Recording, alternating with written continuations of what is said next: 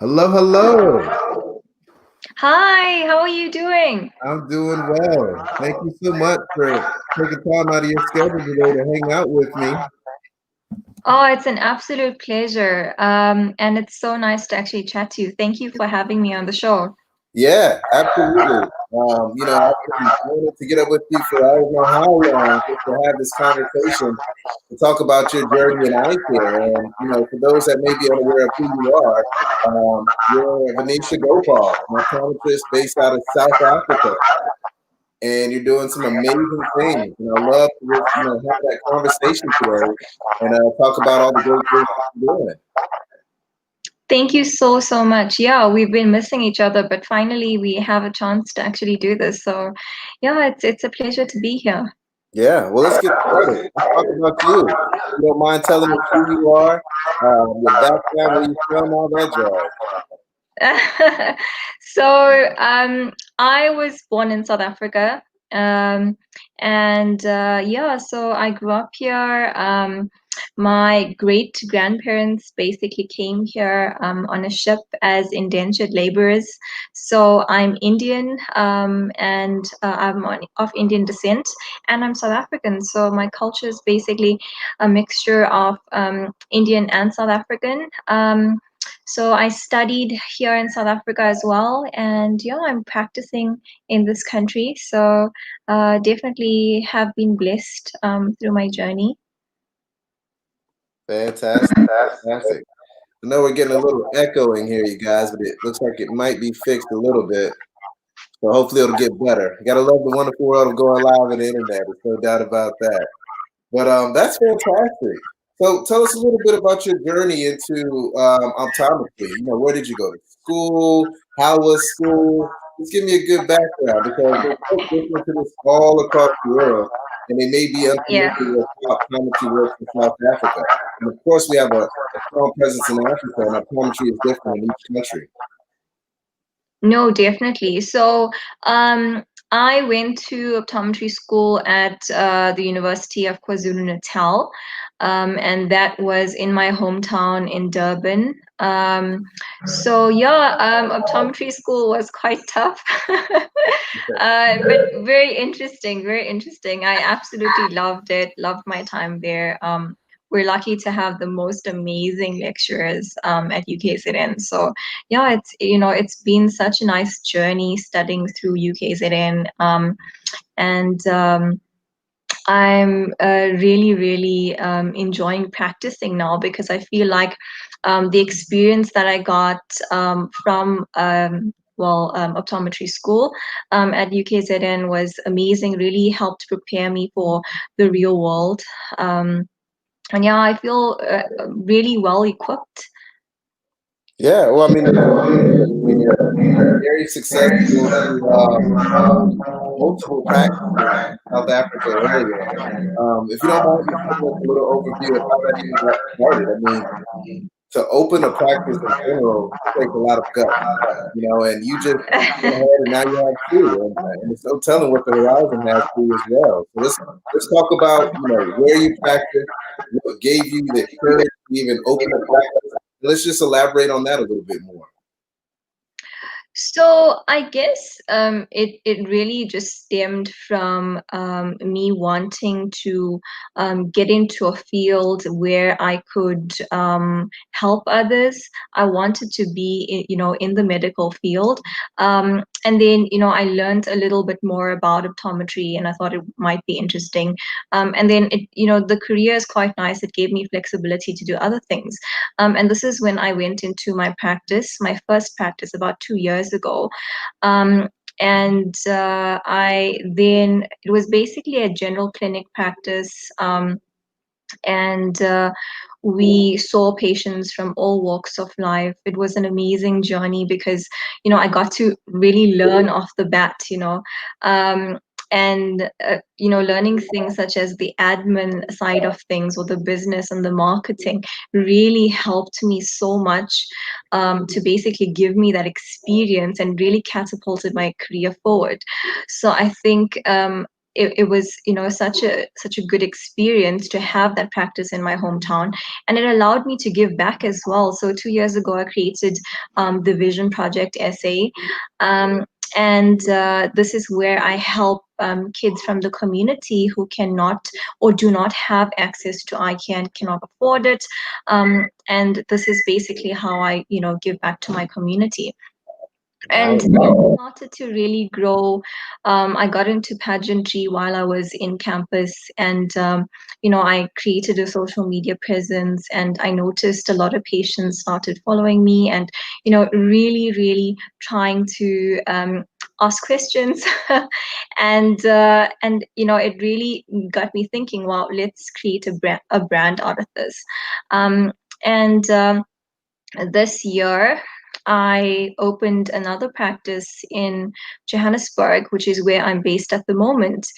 And this practice is a more clinical practice. And I think what actually urged me to open this practice is because the other was more of a general clinic practice, and I wanted to do more clinical work. So I think at the moment we're currently doing, it's a full scope medical optometry practice. We do pediatrics, myopia control, diagnostic examinations. We do management of pathology, dry eye disease management, orthokeratology, which I just started, which is so cool and exciting. So yeah, that's basically what's been going on. I recently started taking my practices online. I started my own eyewear brand, which I design my own eyewear, and it's exclusive to my practices. Um, and next year, we're hopefully looking at the third practice, so we can expect it at the end of Jan. Wow, that's amazing. I mean, you not only do you have multiple private practices, but you have started and created your own eyewear line, and you've really only kept it to your people that are your patients that come to your practice because you want to keep them held to your practice, and you want to make sure that they get that ultimate experience. I really want to circle back on something that you touched on earlier, and it was the concept of branding. You mentioned brand. A lot of people don't understand that, number one, you are a personal brand, but number two, you really have to hone in and understand the importance of your practice brand. So, if you don't mind just talking a little bit about that and some of the steps that you took to really get your brand to be where it's at today, because it is a fantastic brand. Thank you so much. So, I'm really just learning and growing every day and just taking it as it comes. But I try to read a lot and to get involved in marketing as much as possible, as ethically as I can. So basically, my social media brand for my personal page was actually really quite strong compared to when I started my first practice. And then I actually found that, patients, wanted to know so much about eye care. They had a lot of questions, and a lot of patients I noticed were basically Googling stuff or checking out WebMD and self-diagnosing. Um, and something as simple as replying to a DM or sending, replying to a message, it goes a long way because those patients have obviously really helped the brand grow in terms of word of mouth marketing, etc. And then I decided that I need to basically invest a little more in the brand of the practice to create awareness so that people can have a platform of where to go if they need advice or if they need assistance with anything eye care or eye health related. Um, and that's when I started growing my business brand. And it's been going well ever since. It's now overtaken my personal page, which is quite cool. And this is why I'm kind of slacking on my personal page because my business page is obviously very, very busy. Yeah. I came to a point of realization where I thought that, if patients actually have this platform, you are obviously going to be their go-to person. If they have any sort of questions or reservations or anything that they need to find out. Um, And yeah, so I think that that was actually what urged me on to actually build my business brand.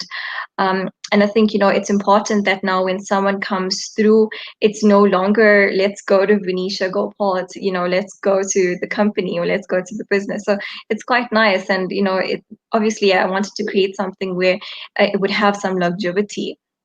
And it wouldn't just be my name, because there's a lot of amazing optometrists that have actually joined us, and they are actually practicing under the brand. And I think, for us to be related to the brand is actually much better, and it gives us the flexibility to practice as we need to, and to develop our own relationships with our own patients.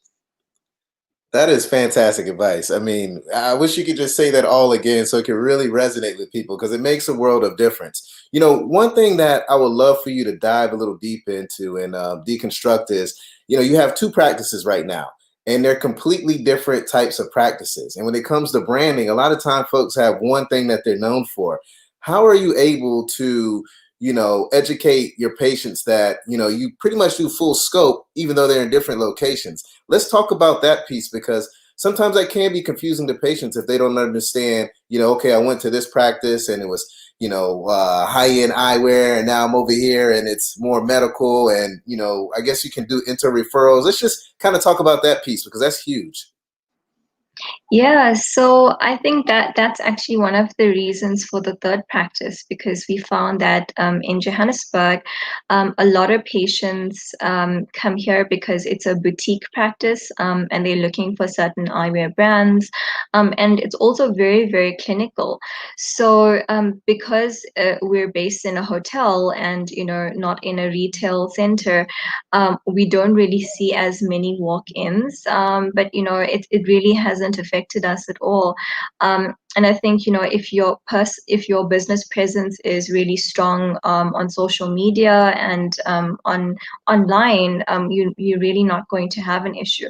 So I think when patients basically come through, to the other practices, for example, then we kind of interrefer, but we basically do general clinic at every practice. And if, for example, something more specialist is actually needed, like orthokeratology, for example, then we will send that patient to the other practice, or even send mobile equipment. We try to rotate our mobile equipment around as often as possible so that all our patients can enjoy the experience. We try to send our frames around. We do the custom selection. So if patients say, oh, I'm looking for something round or something in a specific color or style, or they give us maybe a picture, we can send them a whole selection of stuff for them to view. And it's not just in at the practice where they have to come in. We actually send it to them at home. So yeah, it's actually quite a cool learning curve for me as well.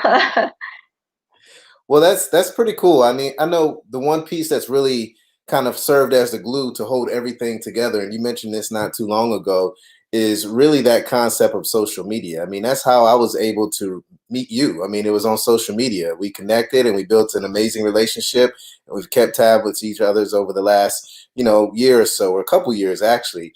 So what I'd like for you to talk about now is just really the importance of social media. And I would really like to dive into the importance of social media from the doctor to patient aspect, but also the doctor to doctor aspect, simply because you're able to capture both of those pieces. And that's what's made you the incredible and spectacular and amazing optometrist that you are today. So let's take it from the top and start really with the doctor to patient, how important that has served your practice in its entirety.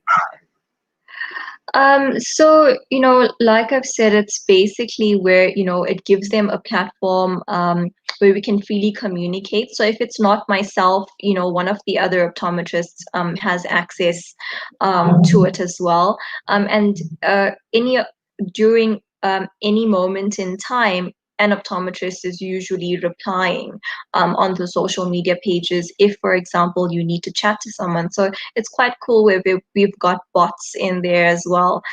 So it can basically route you to the optometrist that needs to address your concerns. And I think it just makes it easier because, we see a lot of patients where they have a little bit of a problem or a concern, but they're sort of not comfortable with making an appointment because they feel like, oh, if I go to the optometrist, they're going to give me glasses. So it's it's kind of nice to actually break it down for them and give them more advice about eye health. Um, and explain what could be the problem and why it's important to actually have that comprehensive exam done, so that we can actually just put you at ease and just give you more information, and you can decide from there in terms of what the goal is going forward. So that's basically how I've been able to connect with my patients, and I've developed amazing long-standing relationships with my patients through social media, which is absolutely incredible. Now, let's talk about a little bit about the platforms that you're using, because a lot of folks are saying, you know what, I need to take my practice to the next level, especially after 2020. What I've done in the past no longer works. So, what social media platforms are you using? And if you could talk a little bit more about the bots, I mean, that's cutting edge technology. A lot of practices aren't using that. But when you look at retail experience, when you go to buy something, you see a lot of bots on these social media platforms. So I feel like we can really take a lot from outside of our industry and incorporate it into our practice day in and day out. So if you don't mind touching on those platforms and the bots. Yeah. So the platforms that I usually spend most of my time on is Instagram and Facebook. I'm actually starting my YouTube, but I haven't had the time to get around it. So those of you that do have YouTube and you are doing it, it's a brilliant platform to actually connect with your patients on and do amazing videos. So, what I noticed was that we would get so many queries, but some of these queries could be answered by a frontliner, for example, pricing or costing on things. And you don't really want to waste your clinical time doing that. You want to spend more time actually answering the questions that matter. So I actually, sat down with a developer and we came up with a bot system that we could actually use. And we basically designed it from start to end, where, if, for example, the patient wants X, Y, and Z. It's sort of like fun, interactive. They can basically select whether they want to find out about pricing, promotions, they want to chat to an optometrist, they have any, eye health concerns, things like that. And if they want to share a little bit more information, etc. So, this is obviously something that we've done. We took into consideration what was obviously ethically allowed as well, because I know the Poppy Act is actually coming up soon in South Africa.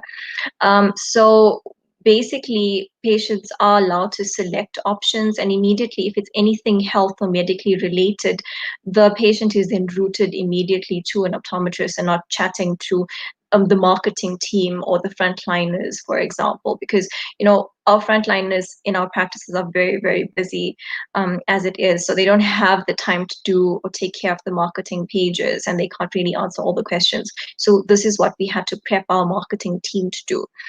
And yeah, so that's basically what's being done. And I think if you sit down with a really good developer, they can actually help create a bot for you for Instagram and Facebook, which is basically my platforms that I focus on.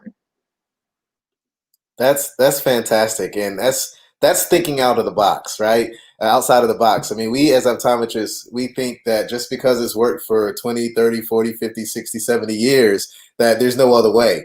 But we are at that stage in our careers and in our profession where we have to accept some of this disruptive technology. We have to look at other professions and seeing what they're doing to really take their business to the next level. Because at the end of the day, we all have someone that we have to answer to, whether it's a patient, whether it's a consumer, whether it's a customer, whatever you want to label them as, and we have to figure out their playground, where they hang out at. And you have done an incredible job with that in regards to going to Instagram, because you know that there is that retail piece, and we have the opportunity to actually show frames, pictures of frames, short videos online, and people like to hang out and they like to consume their information that way. And the same thing with Facebook. A lot of folks get think Facebook is overrated, but Facebook is still live. It is still strong. There's still a lot of people that hang out on that platform. So you guys really want to make sure that you take this advice for Venetia, because she is dropping some gems. She is dropping some jewels on you guys, and this will help take your practice to the next level. I want to kind of circle back to the top of the conversation, or of this segment here, when I was also asking about just the importance of social media more on the doctor to doctor level, because I know you've connected with doctors all across the world, and you've been able to take some of the information that they've given you and sprinkled into your practice to make it what it is today. So if you don't mind just talking about that, and maybe some of the relationships that you have with some optometrists across the world. Gosh, yes. Honestly, I've made some amazing friends, which are optometrists, internationally, and I've been so lucky to actually meet you guys, including yourself, who basically, inspire me to do better and to be better and to keep growing. And I think, that's actually something that's so important because we can all learn from each other. I think there's really no end to learning and developing our skill set.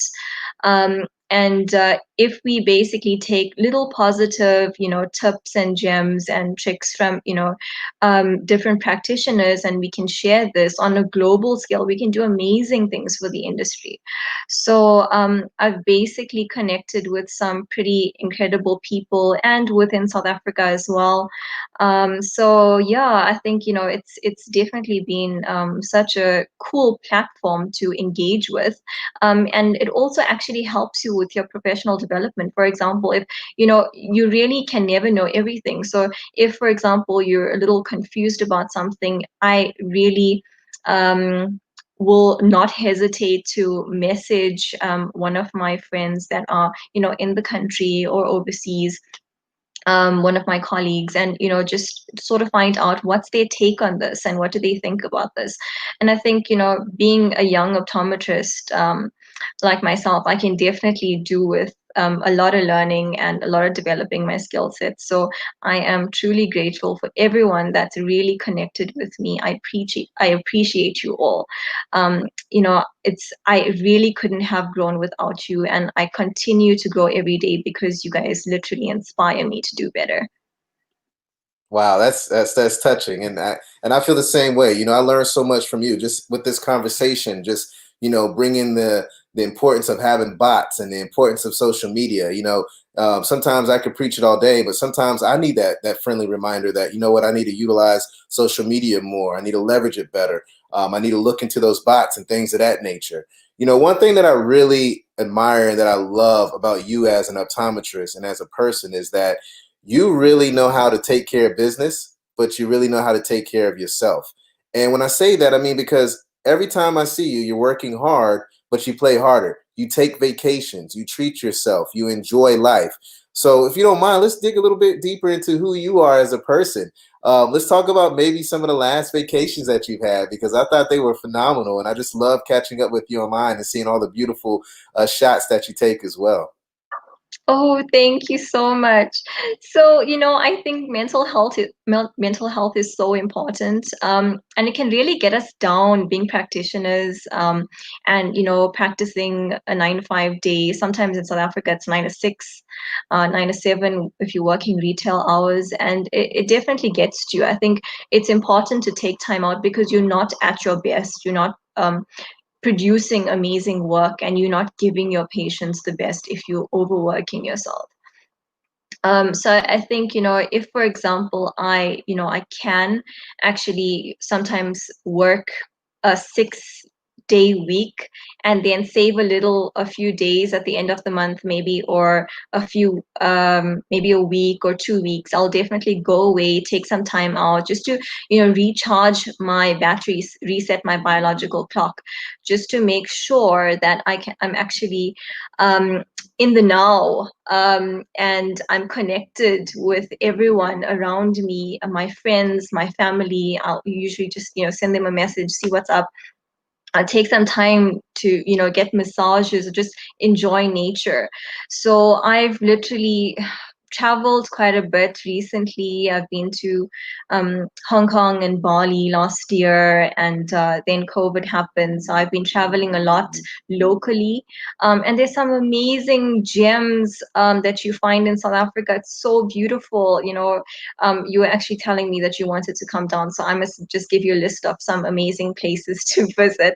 But I was amazed myself because we're always looking to go overseas, but we don't realize that there's such beautiful places to visit within your country, and it truly just makes you feel one with yourself.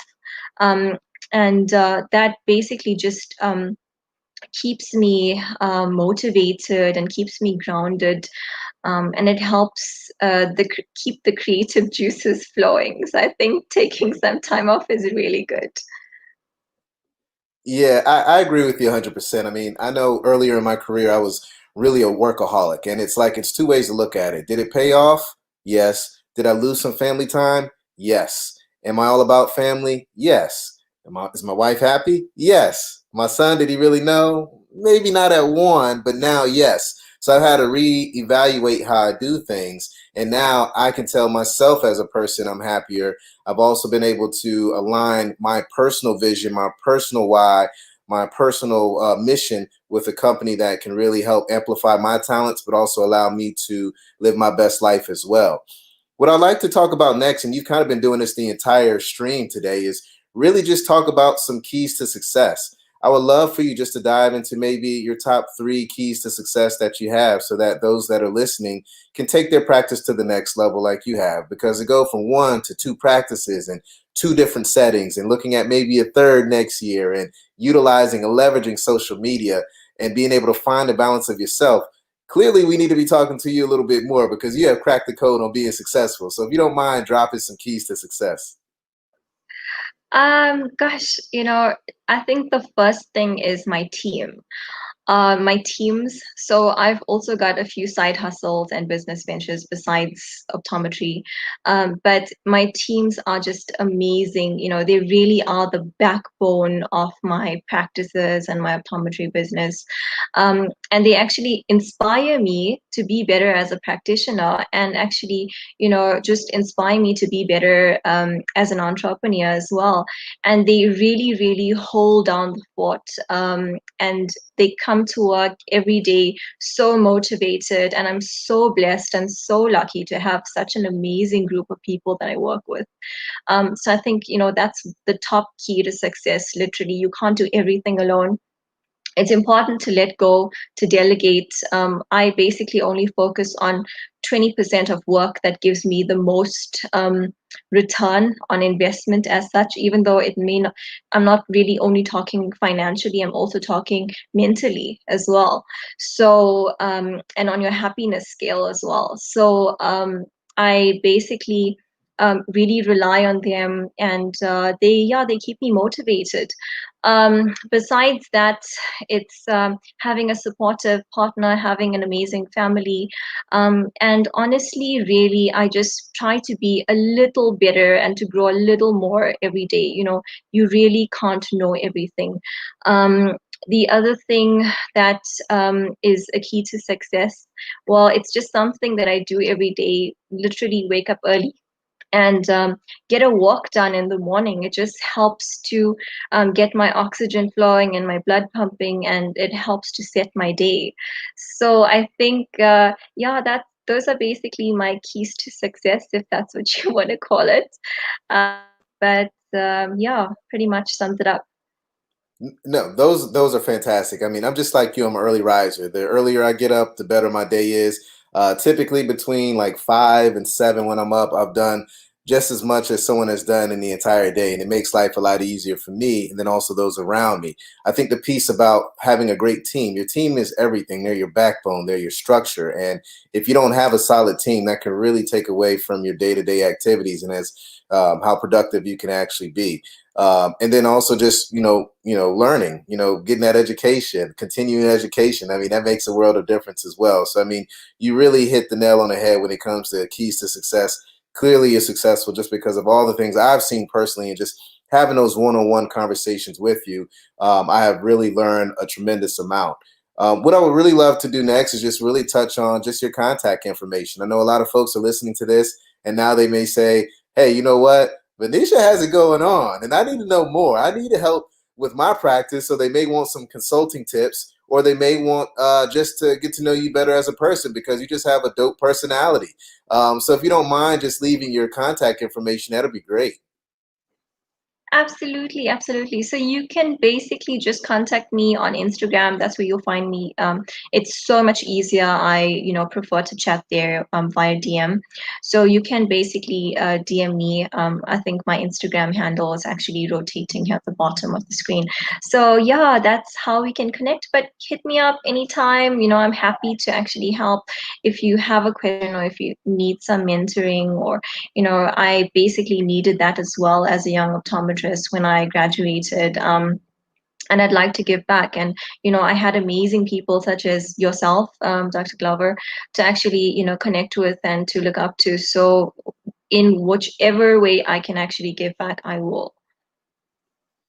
Fantastic. Well, it's your favorite optometrist, Dr. Daryl Glover, and I get to hang out with my favorite optometrist in South Africa. Sorry, OB, it's Venetia now. Your role has been removed, man. I got a new favorite optometrist out there.